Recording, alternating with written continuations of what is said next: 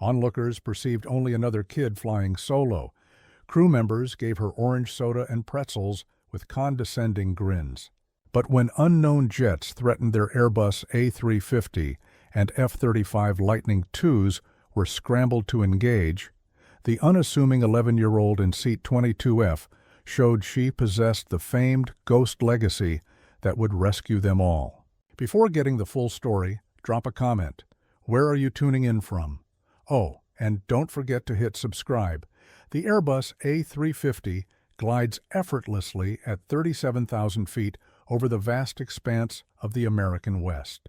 Sunlight pours through the large cabin windows as 312 passengers get comfortable for what should be an unremarkable 4-hour flight from San Francisco International to Chicago's O'Hare. The state-of-the-art twin-engine jet hums with the reassuring drone of contemporary air travel, muted chatter, the gentle hiss of the climate control, and the deep thrum of the Rolls-Royce engines propelling them eastward at over 560 miles per hour. In seat 22F, a small girl sits pensively by the window.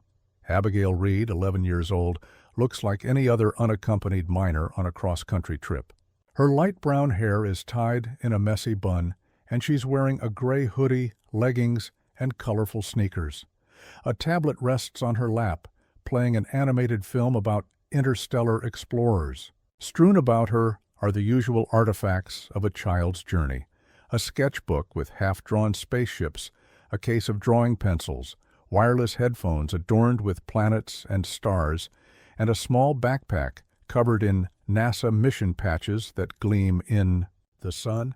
Flight attendant Jessica Nolan comes by with the practiced warmth of someone who has managed countless unaccompanied minors in her decade with the airline. Holding a small can of orange soda and a bag of pretzels, she crouches to Abby's level with the amplified cheerfulness adults often affect with unfamiliar children. "Hey there, sweetie. I'm Jessica, and I'll be your special helper today. Are you excited to see your grandparents in Chicago?" Jessica's voice had that lilting tone adults use when they assume a listener needs things broken down into simple terms. Abby glances up from her tablet, freezing the film with a tap. Her hazel eyes meet Jessica's with a focus that seems unusually sharp for her age, though the attendant misses this nuance. "Yes, I am. Thank you for the soda and pretzels." Abby's reply is courteous and composed, precisely what Jessica expects from a polite child flying alone. "Now don't forget, if you need a single thing, and I mean anything at all, you just push this little guy right here, okay?" Jessica indicates the call button with the same deliberate motion she might use to explain a puzzle to a toddler. "And if you have to use the restroom, I'll walk with you so you don't get turned around." These big planes can be a bit tricky for little travelers. "I understand."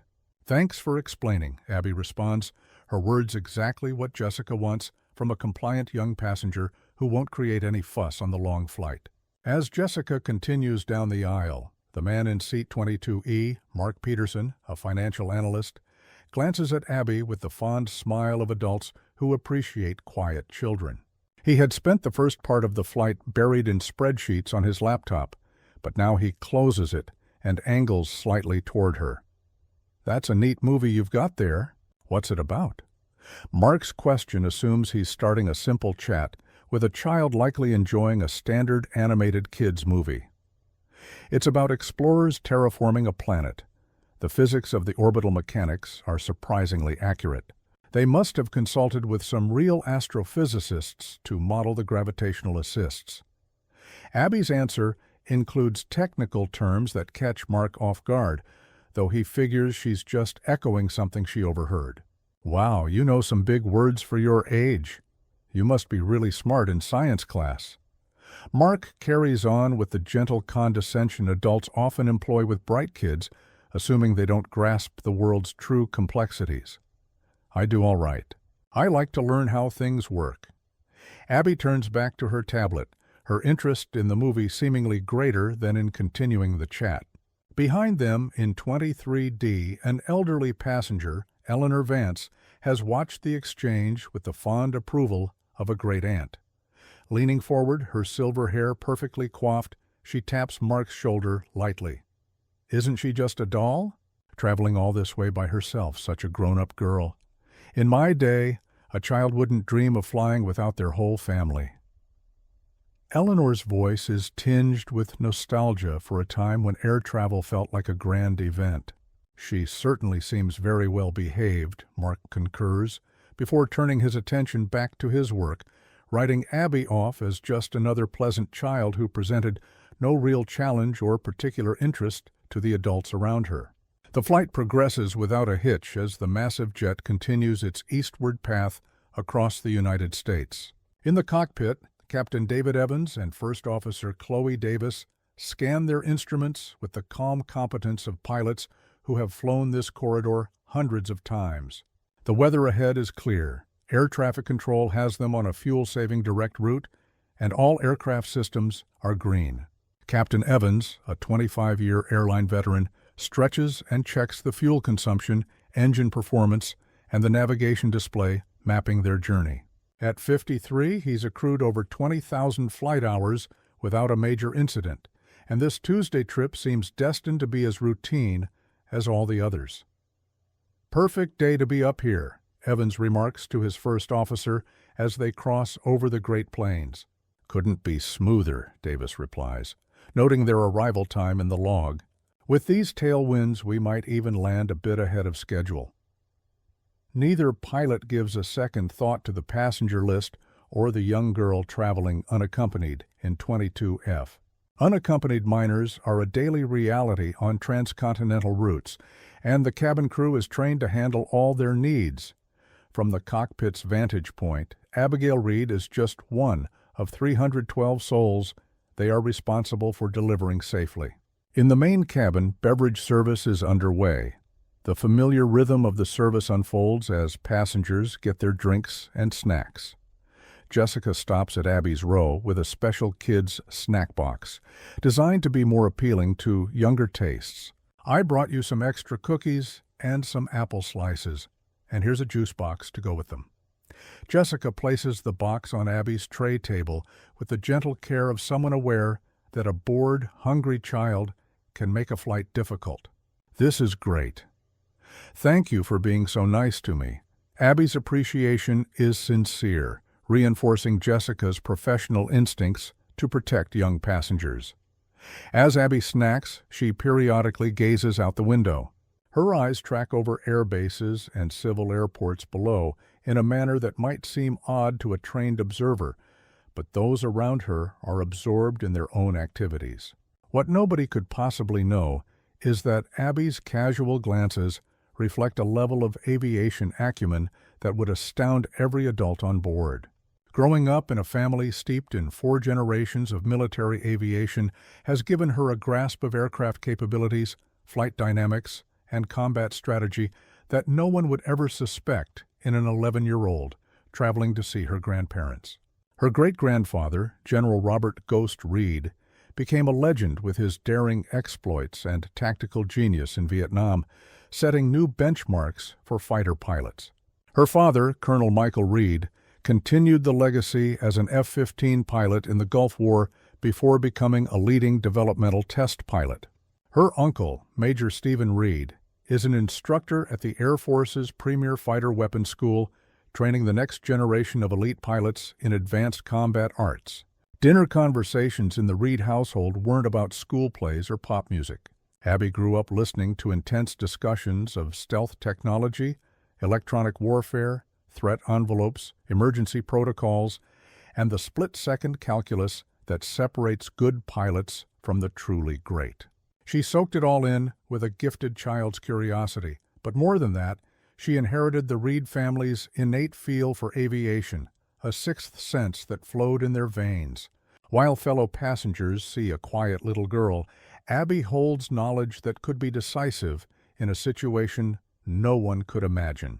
She can interpret cockpit instruments, understand military radio chatter, identify aircraft by silhouette, and analyze emergency scenarios with the disciplined logic her family has honed in the world's most high-stakes aerial arenas.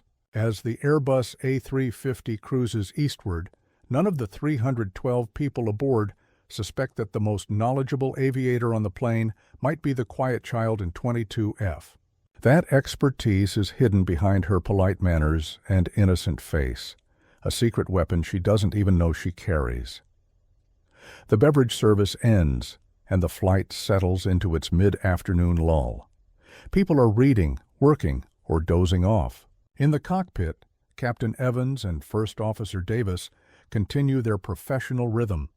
Their deep experience creates a seamless operation, allowing them a moment to enjoy the afternoon sun and the satisfaction of another perfectly executed flight. At 3:12 p.m. Central Time, the tranquility is shattered. American 1221, this is Chicago Center. We have multiple unidentified contacts on a direct intercept with your position. Acknowledge and stand by. The controller's voice is laced with an uncharacteristic urgency that instantly puts both pilots on high alert.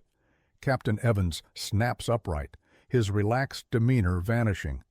Chicago Center, American 1221. Can you clarify those contacts? Are they friendly? American 1221, negative. Contacts are non-responsive to all hails and are not on any filed flight plan. We are scrambling fighters to investigate. Maintain your present course and altitude for now. The phrase scrambling fighters sends a jolt through the cockpit. In the modern era, unresponsive aircraft on an intercept course trigger an immediate military response to prevent a potential terrorist act. First Officer Davis's eyes dart across her instruments, checking their fuel, position, and nearby diversion airports. David, if they're hostile, we need a plan. Way ahead of you, Chloe. Stay on the comms. This is about to get real. In the cabin, passengers are oblivious. The crew has not yet been notified, and the normal hum of the aircraft is undisturbed. Abby continues sketching in her notebook, her trained ears subconsciously filtering the ambient noise, a habit learned from a lifetime around airfields. American 1221, Chicago Center. Unidentified contacts are now 40 miles out and closing, appear to be business jets in formation. We have no contact. F-35s from Scott Air Force Base are now airborne and moving to intercept. The mention of F-35 Lightnings II, America's top-tier stealth fighter, confirms the gravity of the threat. The F-35 isn't scrambled for minor issues. Its involvement means the Pentagon sees a credible, hostile threat.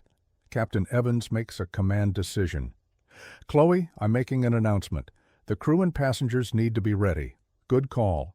I'll start running the emergency descent checklist just in case. Evans keys the public address system, his voice a carefully controlled calm that belies the seriousness of the situation. Ladies and gentlemen, your captain speaking. Air traffic control has informed us of unidentified aircraft in our vicinity. As a precaution, military aircraft have been dispatched to investigate. We may need to alter our course and altitude suddenly. Please return to your seats, fasten your seatbelts securely, and await further instructions. Flight attendants, prepare the cabin for potential abrupt maneuvers. The announcement instantly turns the calm cabin into a hub of anxiety. People stop what they're doing, their faces reflecting confusion and growing fear. Jessica Nolan feels a surge of adrenaline. In 10 years, she's never encountered a situation like this. Medical emergencies, yes. Severe turbulence, of course. But hostile aircraft? That was a whole new level of terror. Abby, however, has a different reaction. Instead of the fear seen on every other passenger's face, she closes her sketchbook and listens, tuning into the subtle changes in the aircraft's sound and feel. Her family had taught her to interpret the language of an airplane in flight. American 1221, this is Lightning Lead. We have a visual on the bogies. 3 executive jets, tight formation, about 1 mile off your nose, and closing fast. No response to radio or visual signals. The F-35 pilot's voice is steady, but it confirms their worst nightmare, a coordinated, silent approach on a commercial airliner. Lightning Lead, American 1221, what's your recommendation? Should we divert? American 1221, hold your course for now. We're moving to engage. Stand by for immediate evasive action on my command. In seat 22F, Abby's sharp hearing catches fragments of radio traffic bleeding through the PA system, sounds indistinguishable to anyone else. She recognizes the cadence of military communications and knows the situation is far worse than what the captain revealed. Chicago Center, lightning lead.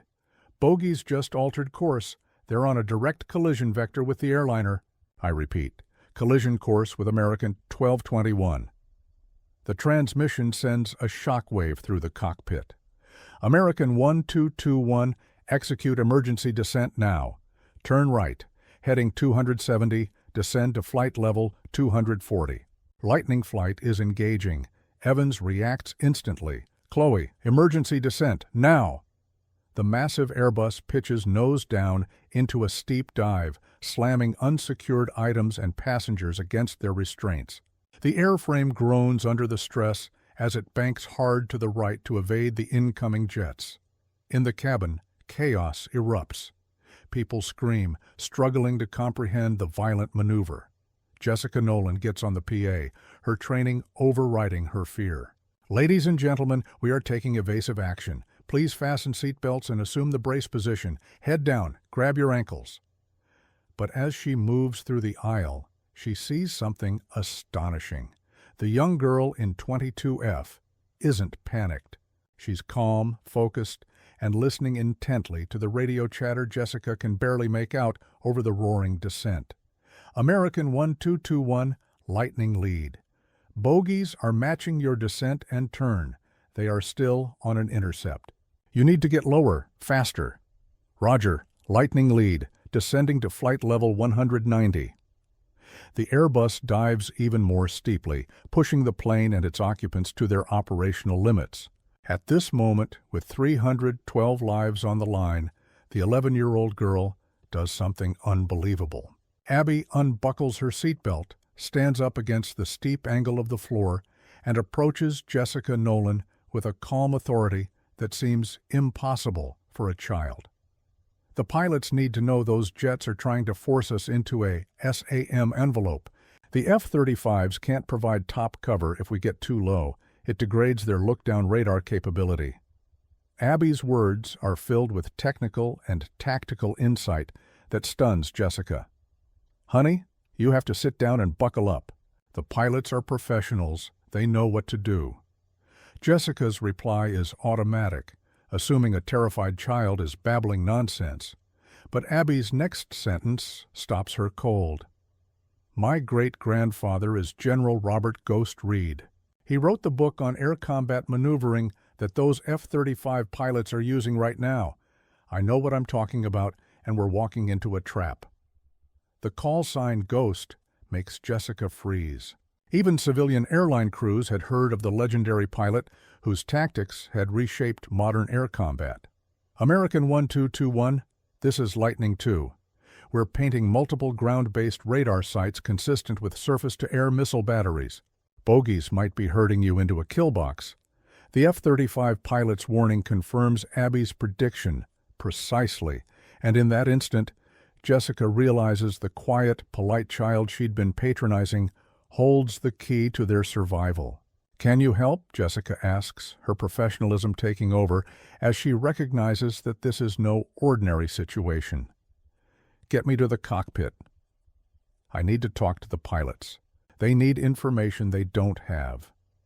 Acting on pure instinct, Jessica breaks every rule in the book. She leads Abby toward the cockpit, moving past terrified passengers, too preoccupied to notice the flight attendant and the unaccompanied minor. In the cockpit, Captain Evans and First Officer Davis are overloaded, juggling communications, flight controls, and system alarms.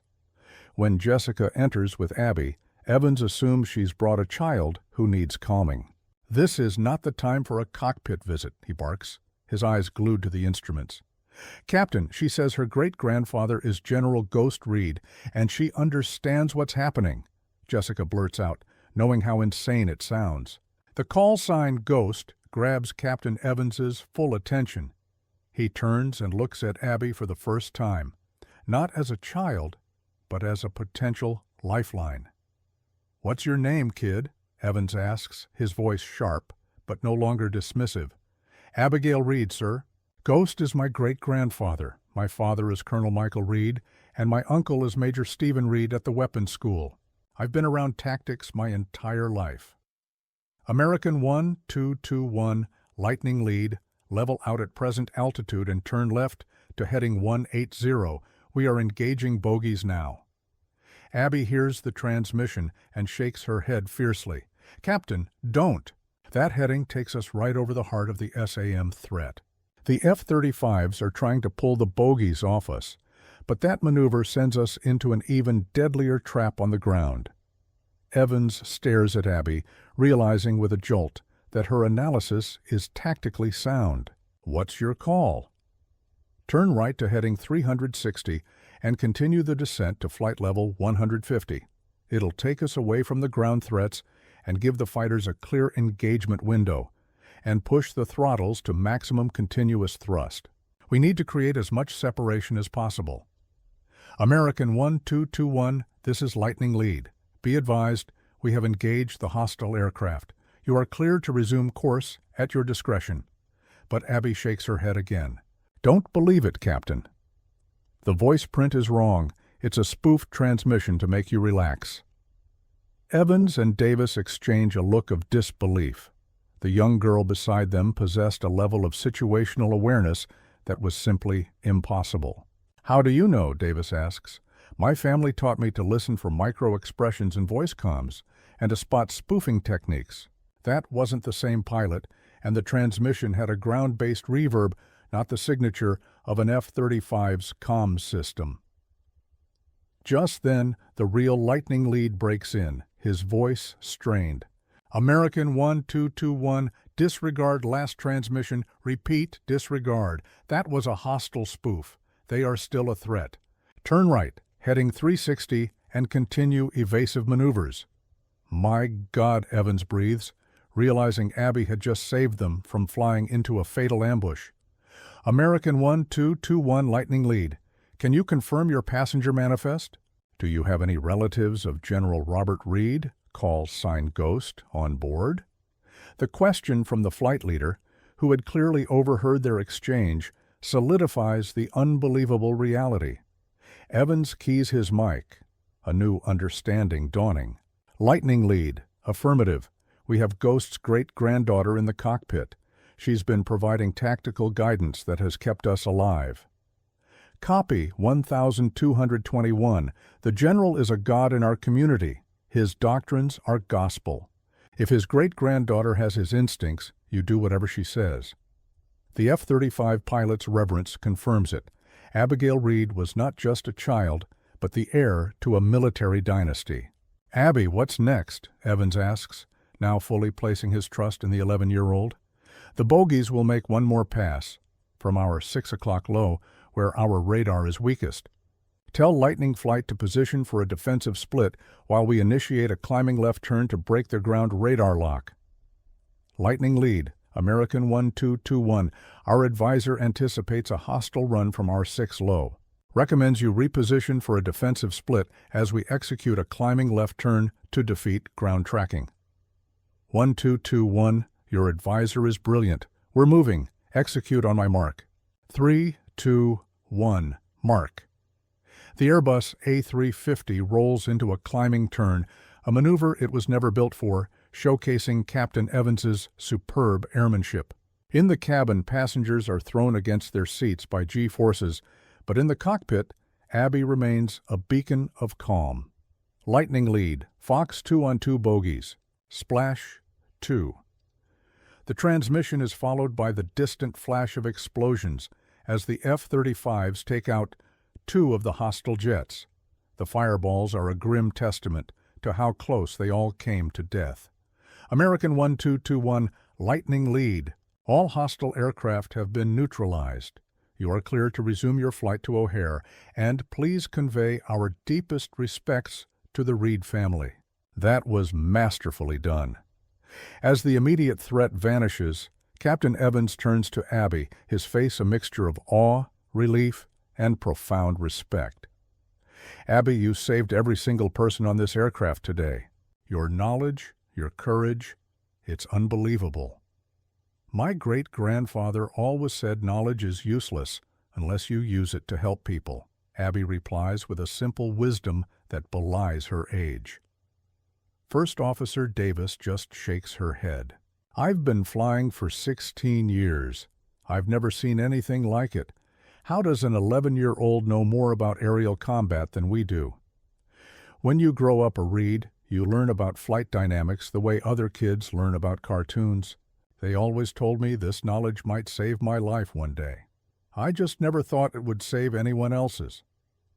Jessica Nolan, who had been standing in stunned silence, finally speaks. Abby, I am so sorry. I treated you like a little kid who needed looking after, and you were the one protecting us all. You don't have to apologize. You were just doing your job. And when I needed to get up here, you believed me. That took courage, too. As the Airbus begins its final approach to Chicago, word filters through the cabin about what had really happened. The passengers who had offered her patronizing smiles now look at her with reverence. Mark Peterson, the analyst, approaches her seat, deeply humbled. Abby, thank you, and I'm sorry for talking down to you earlier. I had no idea. It's okay. I am just a normal kid mostly, Abby says with a small smile. I like sketching and movies. But my family taught me we all have something special we know, and we have to be ready to use it. Eleanor Vance, the elderly woman, has tears in her eyes. My dear child, your family must be so incredibly proud. You possess a bravery that most people never find. They taught me bravery isn't about not being afraid. It's about doing what's right, even when you are. I was scared the whole time, but I knew I had to try to help. On final approach, Captain Evans makes one last announcement. Ladies and gentlemen, I need you all to know that we are here today because of one passenger, 11-year-old Abigail Reed, great-granddaughter of the legendary General Robert Ghost Reed. When we were under attack, Abby's tactical genius saved us from certain disaster. It is my profound honor to fly with a true American hero today. The cabin explodes in a standing ovation that lasts for minutes, a wave of gratitude for the girl who saved them. Abby accepts it with the quiet grace her family had instilled in her. As the Airbus A350 touches down at O'Hare, escorted by the F-35s in a formation of honor, Abby sees the fighter jets out her window. She knew the pilots in those cockpits understood the legacy she now carried. The quiet kid in 22F had proven to be anything but ordinary, her actions a tribute to the river of courage that ran in her blood. General Robert Ghost Reed would have been very proud. As people deplane, they stop to thank her, to hug her, to shake her hand. She receives their praise with humility, the same polite kid from the start of the flight. The only difference was that now everyone knew heroes come in all sizes. The story of American 1221 would become an aviation legend, a testament to the fact that courage and expertise can come from the most unexpected of heroes. And deep within the Pentagon, another chapter would be added to the incredible saga of the Reed family, the day Ghost's great-granddaughter proved that legends don't just fade away, they are reborn.